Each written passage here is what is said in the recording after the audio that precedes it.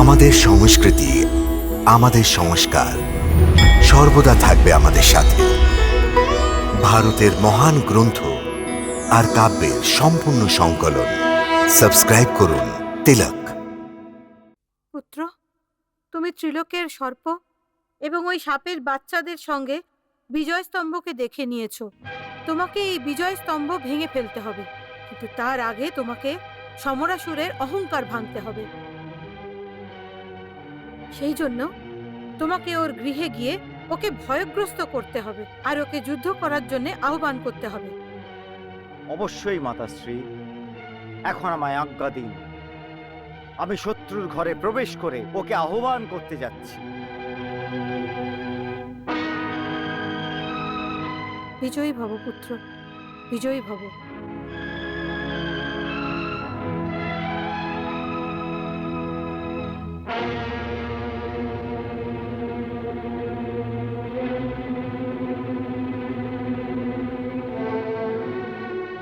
হে প্রভু, হে শ্রীকৃষ্ণ, আমার শিক্ষা প্রদ্যুম্নের রক্ষা তো করবেই, কিন্তু ওকে বিজয়ী আপনিই প্রদান করতে পারবেন।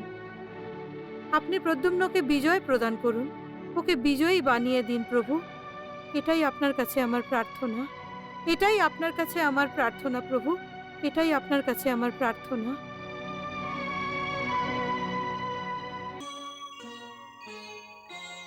আমার পুত্রেরা এবং আমার সৈনিকেরা, আপনারা সবাই জানেন যে আমি সম্রাসুর, ত্রিলোকে সর্বশক্তিমান দৈত্য, অনেক বড় মায়াবী আমি, যার আতঙ্কের সামান্য ভয় এই ত্রিলোকে প্রলয় এসে যায়। আমার এই শক্তি দেখে ভয়ভীত হয় আমার একজন শত্রু ইঁদুরের মতন কোন একটি গর্তে লুকিয়ে আছে। ঠিক যেভাবে সিংহকে দেখে একটি ইঁদুর গর্তে ঢুকে যায়, আমি ওকে খোঁজার চেষ্টা করেছি, ওর পেছনে আমার অসুরদের পাঠিয়েছি, কিন্তু ওই কাপুরুষ বারবার ছলনা করে আমার অসুরদের নষ্ট করে দিয়েছে। নষ্ট করে দিয়েছো? হ্যাঁ, কিন্তু ওই দুষ্ট কে পিতা? ওর নাম প্রদ্যুম। প্রদ্যুম, প্রদ্যুম। ওই বালক যার জন্ম এখনই কালকেই হয়েছিল? হ্যাঁ, কিন্তু তোমরা ওকে একটি বালক মনে করার ভুল করো না। রসায়ন বিদ্যার প্রয়োগ করে ও শিশু থেকে জোয়ান হয়ে গেছে। ওকে না তো কেউ জানে আর নাই কেউ চেনে, সেই জন্য অজ্ঞাত। আর এর লাভ উঠিয়েই ও আমাদের এই রাজ্যে কোথাও লুকিয়ে বসে আছে। আমি তোমাদের সবাইকে ওই শত্রুর মারাত্মক ছলনা থেকে সাবধান করার জন্য এখানে ডেকেছি। আমাদের ত্রিলোকে আক্রমণ করার আগে প্রদ্যুম্নকে নষ্ট করা অতি প্রয়োজন।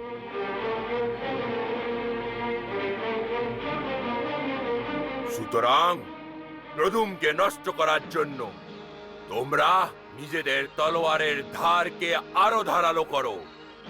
আর যদিও পাতালেও লুকিয়ে বসে থাকে, তাহলে ওকে খুঁজে বার করো, কারণ ওই কাপুরুষ কখনো নিজের সামনে থেকে আক্রমণ করবে না।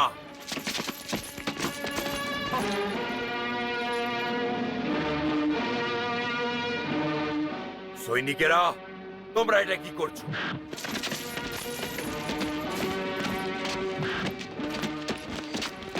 এই সব কি হচ্ছে?